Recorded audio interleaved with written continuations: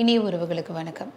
இப்போ நம்ம தமிழ்நாட்டில் இன்னும் இந்தியாவில் நிறைய மாநிலங்களில் ஒரு சில சம்பவங்கள் தொடர்ந்து நடக்குது. அது என்னன்னா, குழந்தைகளுக்கு எதிரான வன்கொடுமைகள். மைய காரணமாக இருக்கக்கூடிய ஒரு புள்ளி என்னன்னு கேட்டிங்கன்னா, கள்ளக்காதல். தன்னுடைய கணவனை பிடிக்காம, அவர் சரியில்லை, என்னை கவனிக்கிறதுல, அன்பாவே நடத்துறதில்ல, ஆனால் அவன் இன்னொருத்தன் என்னை நல்லா கவனிக்கிறான், நல்லா சேட் பண்ணுறது, வீடியோ கேமராவில் பண்ணுறது, செக்ஸுவல் ரீதியாக உடல் ரீதியான உறவுகள்லாம் வச்சுக்கிறது, இதெல்லாம் எனக்கு ரொம்ப நல்லா இருக்கு அப்படின்னு சொல்ற இந்த கள்ளக்காதலால் கொல்லப்படுற குழந்தைகள் தான் அதிகபட்சமாக இருக்குது. இப்போ சமீபத்தில் பார்த்தீங்கன்னா 3 சம்பவம். ஒன்று நம்ம தமிழ்நாட்டில் கோயம்புத்தூர் சூழலில் நடந்தது. 10 வயசு பாப்பா, தர்ஷினி பாப்பா, அந்த பாப்பா இறந்துருக்கு, அவளை கொலை செய்திருக்கிறாங்க. இந்த கொலைக்கு காரணம் பார்த்தீங்கன்னா கள்ளக்காதல் தான். அதாவது அவங்க அம்மா ரொம்ப தெளிவா, ரொம்ப நீட்டா, ஆமாங்க நான் மது குடிச்சிருந்தேன், மதுன்னு தெரியாம எடுத்து குடிச்சிட்டேன், நான் அப்படி தூங்கிட்டு இருந்தேன், அந்த குழந்தைய கூட்டு போயிருக்கிறாங்க, அப்போ இது நடந்தது எதுவுமே தெரியாது, எனக்கு அந்த போதை தெளிஞ்சு முடிச்சு பார்க்கும் போதெல்லாம் என் குழந்தைய இப்படி கொண்டுட்டாங்கன்னு தெரிஞ்சது. மது குடித்ததை பத்தி இப்ப நம்ம பேசலாம். ஆனா அவங்க அம்மா பேட்டி கொடுத்த விதம், குழந்தை நேத்து தான் இறந்திருக்கு, இன்னைக்கு அந்த பேட்டி கொடுக்குற விதம் பார்த்தீங்கன்னா ரொம்ப ஸ்ட்ராங்கா போல்டா, ஒரு குழந்தை உண்மையாலுமே நம்ம பெத்த குழந்தைய ஒருத்த இந்த அளவுக்கு கொடுமை பண்ணி கொடுத்துருக்கானா, ஐயோ என் பிள்ளை எப்படிதான் தோல் எலும்பு முடிஞ்சிருக்கு, ஐயோ தோல் எலும்பு என் பிள்ளை எப்படிதான் வலித்தாங்கன்னா, முதுகெலும்பு முடிஞ்சிருக்கு, என் குழந்தை எப்படி தான் அந்த வலியை தாங்க, என் குழந்தைய இப்படி பண்ணிட்டாங்களே அந்த வேதனையை நினச்சி நினச்சி நினச்சி ஒரு அம்மானால இவ்வளோ தெளிவாக ஒரு பேட்டி கொடுக்க முடியாது. ஆனால் இவ்வளோ தூரம் ஒரு தெளிவாக பேட்டி கொடுக்குறா. ஆனால் அதுக்கு காரணம் சொல்கிறாங்க, அந்த பக்கத்தில் இருக்க அந்த பையங்களோட அவங்க அம்மாவுக்கு முதல்லே பழக்கிறதுக்கு வந்துட்டு போவாங்க. கடைசியில் ஒரு சில சமயத்தில் பேசுறது கொஞ்சம் குறைஞ்சிருக்காங்க. எப்பவுமே ஆண்களுக்கு கம்பெனி கொடுத்த பெண் திடீர்னு கம்பெனி கொடுக்கலன்னு, அப்படியா அந்த குழந்தை இருக்கிறனால தானே இடைஞ்சலா இருக்கு, அப்போ அந்த குழந்தைய போட்டு தள்ளிட்டு அவனுக்கு சரியா போயிடும். இந்த மாதிரி நிறைய விஷயங்கள் இந்த அளவுக்கு பண்ணி முடிச்சு கட்டிட்டாங்க. இதே மாதிரி இன்னொரு கொலை கள்ளக்காதலுக்காக எங்க நடந்திருக்கு அப்படின்னா, உத்தரப்பிரதேசத்துல ஃபரிசாபாத்ங்கிற இடத்துல அந்த குழந்தையோட தாய் அந்த குழந்தைய வச்சு பராமரிக்கிறாங்க. அப்ப வேற ஒருத்தன் வந்திருக்கிறான். அந்த குழந்தையோட அம்மாவுக்கும் அவங்க கணவருக்கும் சண்டை. அவங்க டிவோர்ஸ்ல அப்ளை பண்ணியிருக்காங்க. அதுக்காக டிவோர்ஸ் பண்றதுக்கு கூட இருந்து கம்பெனி கொடுத்து அதுக்கான சப்போர்ட்லாம் பண்ணியிருக்கிறவ தான் அந்த குழந்தையை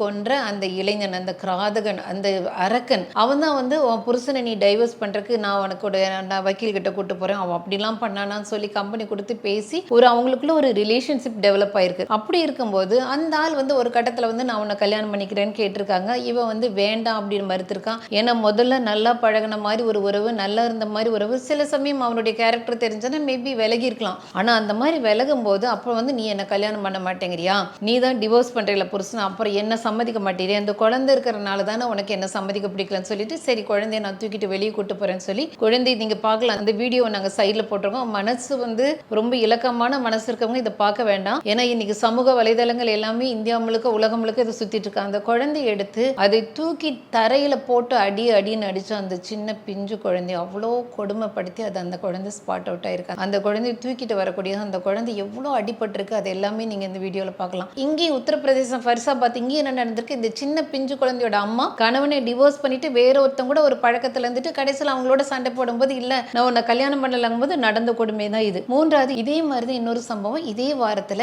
கேரளால திருவனந்தபுரத்தில் நடந்திருக்கு. இந்த பிஞ்சு குழந்தை அதோட அம்மா ஒரிஜினல் அந்த குழந்தையோட அம்மா, ஆனா அதோட அப்பாங்கிறது நிஜமான அப்பா கிடையாது. அவங்கள விட்டு பிரிஞ்சு வேறொரு செகண்ட் ஃபாதர், ஸ்டெப் ஃபாதர் தான் அந்த இடத்துல வந்திருக்காங்க. இந்த ஆளுக்கு இந்த குழந்தைய பிடிக்காம, இந்த குழந்தை இருக்கிறது நமக்கு டிஸ்டர்பா இருக்குன்னு சொல்லி எப்போ கல்யாணம் பண்ணானோ இந்த பெண்ணை, அப்ப இருந்து உன்னோட குழந்தை பிடிக்கல, ஆட்டோமேட்டிக்கா அவங்களுக்கு உங்களுடைய குழந்தை பிடிக்காது. அதை டெய்லி கொடுமைப்படுத்தி அடிச்சு இதுல என்னன்னா, ஸ்டெப் ஃபாதரை தான் குழந்தைய இவ்வளோ சித்திரவதை பண்ண விட்டுருக்கா. சரி நீ என்னன்னாலும் பண்ணிக்கோ, கொஞ்சம் கொஞ்சமா சித்திரவதை பண்ணி என் குழந்தைய கொண்டு 51 இடத்துல வெட்டு காயம் அந்த குழந்தைய வெட்டி இருக்கிறாங்க. 4 இடத்துல சிகரெட் சூடு இருக்குது. அந்த குழந்தையோட பிஞ்சு உள்ளங்கால அந்த பாதத்துல சிகரெட் லைட்டர்ல ரெகுலரா அவன் சூடு வச்சு உள்ளங்காலாம் வெந்து போய் கிடக்குது. 2 கையும் உடைச்சிருக்கிறாங்க, பிராக்சர். இத்தனையும் பண்றது தன்னுடைய சொந்த குழந்தை இவ்வளவு சித்திரவதை இன்னொரு ஆண் பண்றத அந்த அம்மா ரசிச்சு பார்த்துட்டு அது எவ்வளவு சிரிச்சுட்டு அந்த குழந்தைய தூக்கிட்டு வர. 2 கையும் உடஞ்சிருக்கு. அந்த குழந்தை சிரிச்சுட்டு ஆமா அவன் கீழே விழுந்து 2 கையும் உடைச்சிட்டான்னு போய் சொல்லிட்டு இவ்வளவு சித்திரவதை பண்ணி கடைசியும் அந்த குழந்தையும் செத்தே போயிடுச்சு. இப்போ அந்த பெண்ணையும் அந்த ஆணையும் கைது செய்திருக்காங்க. இதுல என்னன்னா, இந்த 3 சம்பவத்துல ஒரு விஷயம் நான் உங்ககிட்ட என்ன சொல்ல விரும்புறேன் அப்படின்னா, ஒன்று இதை எப்படி நம்ம டீல் பண்ண போறாங்க. உத்தரப்பிரதேசத்துல அவனை பிடிச்சிட்டாங்க, அந்த குழந்தைய தரையில போட்டு அடிச்சு கொண்டவன பிடிச்சிட்டாங்க, பிடிச்சி காலில் சுட்டு பிடிச்சிருக்கிறாங்க. அவன் தண்ணி வேணும் கெஞ்சற ஒரு சீனை பாக்குறீங்க. ஆனா அவங்க என்ன பண்ண போறாங்க, அந்த ஆணுக்கு ஒரு உரிய தண்டனை, மரண தண்டனை தான் கொடுக்கணும். கொடுக்குறாங்களா உத்தரப்பிரதேசத்துல யோகி அரசாங்கம்? தப்பு பண்றவங்களாம் பிடிக்கிறது, என்கவுண்டர் பிடிக்கிறது, அந்த தப்பு பண்ண குற்றவாளியோடைய வீட்டையே புல்டோசர் போட்டு இடிச்சு, அதாவது இப்படி ஒரு தரதலை உங்க வீட்டில் இருக்கான்னு தெரிஞ்சுதானே தானே நீங்க எல்லாரும் விட்டுட்டு இருந்தீங்க, அப்ப நீங்க எல்லாரும் சேர்ந்து அனுபவிங்க, வீட்டையே புல்டோசர் போட்டு அடிக்கிறதுன்னு கடுமையான தண்டனைகள் கொடுத்து இன்னைக்கு குற்றங்கள் வந்து வெகுவாக குறைந்திருக்குது. அதாவது அவங்க வந்து எல்லாம் பாக்கு போட்டு கஞ்சா அடிச்சு திரிஞ்சவங்க இந்த அளவுக்கு வந்து ஒரு செஞ்சு இன்னைக்கு இத்தனை லட்சம் பேர் ஒரு கும்பமேளால கூடினாலும் நீட்டா நடந்து ஒரு பிரச்சனை இல்லாம நடக்கிற அளவுக்கு ஒரு அமைப்பு கொண்டு வந்திருக்காங்க. இந்த குழந்தை கேஸ்ல அவங்க உத்தரப்பிரதேசத்துல வந்து யோகி அரசாங்கம் என்ன பண்றாங்க நம்ம பார்க்கணும். அதே மாதிரி கேரளால இந்த குழந்தை இந்த ஸ்டெப் ஃபாதர் இந்த இரண்டாம் அப்பா வந்து பெத்த அம்மா கூட சேர்ந்து கொடுமைப்படுத்திருக்காங்க. ஆனா இங்க தமிழ்நாட்டுக்கு கேரளாக்கு என்ன வித்தியாசம்னா பொதுமக்கள் கொந்தளிச்சு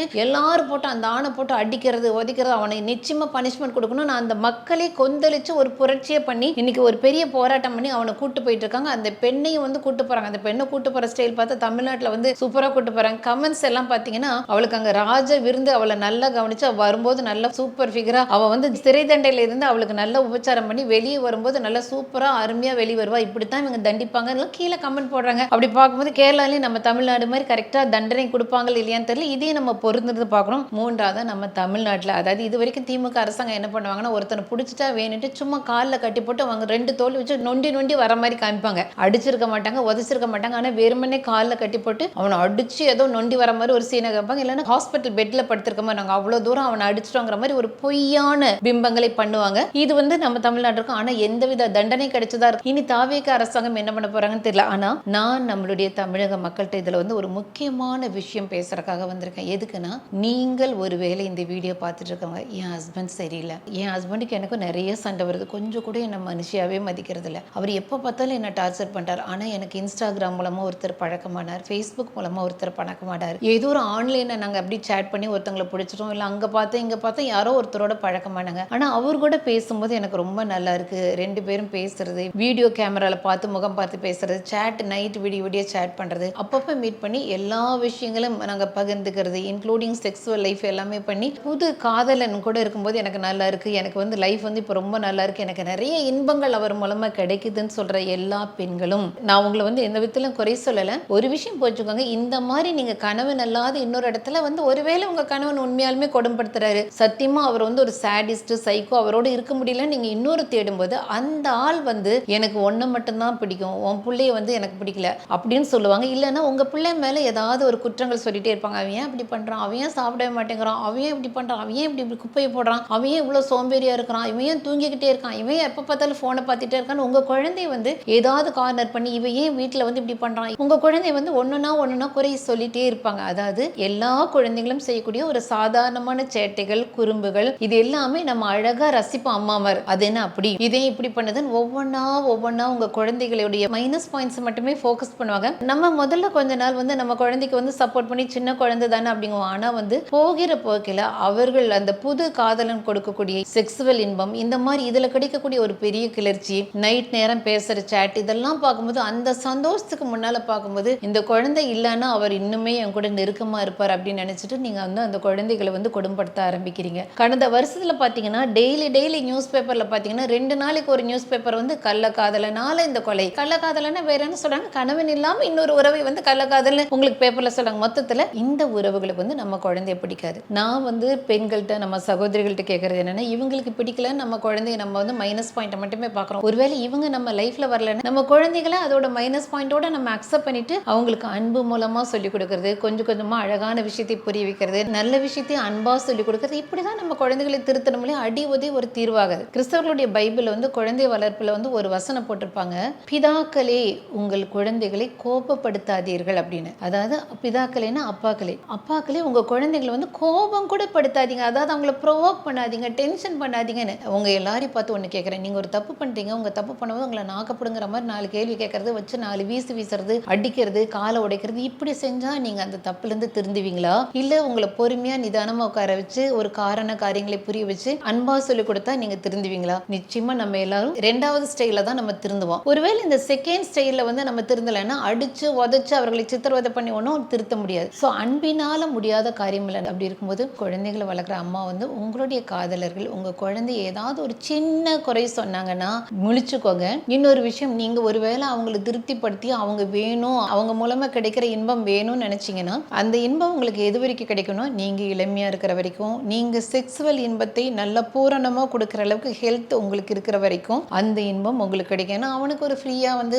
1000 ரூபாய் 2000 ரூபாய் குடிக்காம ஒருத்தங்கிட்ட போக முடியுது, ஒருத்தங்க கூட நிறைய பேச முடியுது. அந்த மாதிரி இருக்கிறப்ப உங்களை மெயின்டைன் பண்ணுவான். ஒருவேளை உங்களுக்கு வந்து முடியாமல் போய் படுத்த படுக்கையாகி நீங்கள் ஒரு மாதம் மற்றவங்களுடைய தயவில் நீங்கள் வாழ்ந்து உங்களுக்கு வந்து ஒரு மாதம் மற்றவங்க தான் சாப்பாடு ஆக்கி கொடுக்கணும், மற்றவங்க தான் வந்து வீடு குடி கொடுக்கணும், உங்களால் முடியலங்கிறப்போ அந்த காதல் நிச்சயமாக உங்ககிட்ட வரவே வராது. அதை வந்து நான் சொல்கிறத நீங்கள் நம்ப வேண்டாம், நீங்களே டெஸ்ட் பண்ணிக்கலாம். உங்களுக்கு வந்து ஒரு கிரிட்டிக்கல் சுச்சுவேஷனில் எங்கெங்க முழுக்க முழுக்க ரெஸ்பான்சிபிலிட்டியாக இருக்கணும், அவங்களுடைய பணத்தை தரணும், அவங்க பொறுப்பு அவங்க பிள்ளையை ஸ்கூலுக்கு கூட்டு போகணும், ஸ்கூலில் சேர்த்து விடணும், அவனுடைய படிப்புக்கான பணத்தை கட்டணும், அவனுடைய முன்னேற்றத்துக்காக செய்யணும். நீங்கள் ஒரு இடத்துக்கு போறீங்க வரீங்க, உங்களுக்கு train ticket bus ticket book பண்ணுறது, இந்த மாதிரி பொறுப்பான கணவனுடைய வேலைகள் எல்லாம் அவங்க பொறுப்பெடுத்து செய்கிறாங்களான்னு பார்த்தீங்கன்னா அதெல்லாம் செஞ்சிருக்க மாட்டாங்க. எங்காவது கொண்டு போய் விடுவாங்க. அதுவும் நீங்கள் கூட இருந்தால் அந்த இன்பத்துக்காக சில விஷயங்கள் செய்வாங்களோ இல்லையா, ரெஸ்பான்சிபிலிட்டியான ஒரு விஷயங்களை வந்து இந்த ஆண்கள் செய்யவே மாட்டாங்க.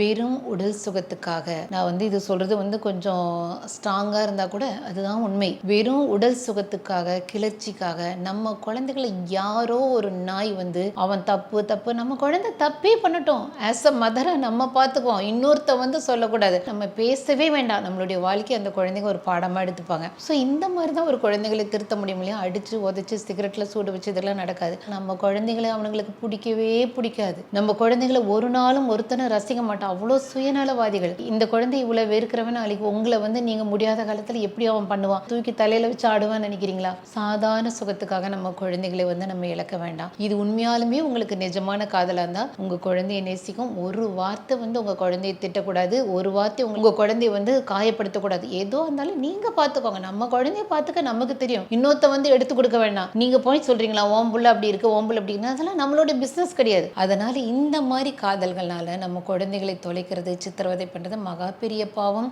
இது கர்மாப்படி உங்களுக்கு வந்து பல மடங்கு உங்களுடைய இந்த வாழ்க்கையில அனுபவிப்பீங்க. நீங்கள் போவீங்க, ஒரு அம்மா வந்து ஒரு குழந்தை இவ்வளோ சித்திரவதை பண்ணுறதுனால அடுத்த ஜென்மத்தில் நீங்கள் அப்படிலாம் கிடையவே கிடையாது. இந்த ஜென்மத்தில் முழுக்க கர்மாப்படி இதை விட 10 மடங்கு அனுபவிச்சு தான் நம்ம சாவோம். நீங்கள் வயசாகி நீங்கள் முடியாமல் போய் உங்களை யாரும் காமிக்காமல் அனாதையா போய் இவனும் விட்டுட்டு போயிடுவான், எங்கேயும் விட்டுட்டு போயிடுவான், இதெல்லாம் நமக்கு நடக்க வேண்டாம்னு நினைக்கிறேன். நம்ம குழந்தைங்க நம்ம வீட்டுக்கு இறைவன் கொடுத்த தேவதைகள். யாராவது உங்கள் குழந்தை அதை பண்ணுது இதை பண்ணுதுன்னா வேலையை பார்த்துட்டு என் குழந்தைய வளர்க்குறது எனக்கு தெரியும், நீ வந்தியா என் வாழ்க்கையில் வந்து எதை பண்ணணுமோ ஒரு அத்தாரிட்டேட்டிவா, ஒரு லீடர்ஷிப்போட ஒரு கம்பீரமான பெண்ணாக எதையும் அணுங்க. எமோஷனலாக ரொம்ப உணர்ச்சிவசப்பட்டு ரொம்ப கிறங்கி போய் மயங்கி போய் எந்த உறவும் நமக்கு வேண்டியதில்லை. அந்த உறவு நமக்கு தொடர்ந்து நம்ம கூட வரவே வராது. நன்றி, வணக்கம்.